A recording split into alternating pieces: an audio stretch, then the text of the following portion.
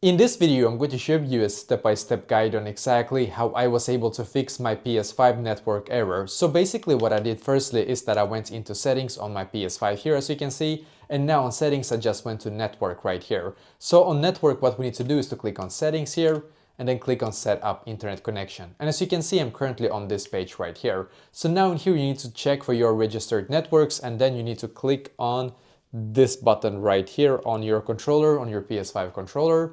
And then you can click on, firstly you need to check your Wi-Fi frequency band. So let's say that you have your on 5 gigahertz as I do right now, but if your Wi-Fi only supports 2.4, try to change it and see if that can work for you. What you can also do is to go into advanced settings right here and then click on DNS settings. You probably will have automatic right now, which is totally fine. I mean, all of you will probably have it, to be fair. So you can just change this one to manual instead, like I did, and then click on primary DNS and set it to, well, I have this, as you can see, 1.1.1.1, and the secondary DNS 1.0.0.1. And now you might ask yourself, why do you have to do that? And that's a great question. So basically by doing this, you can fix a lot of Wi-Fi issues that you might be experiencing right now with your PS5.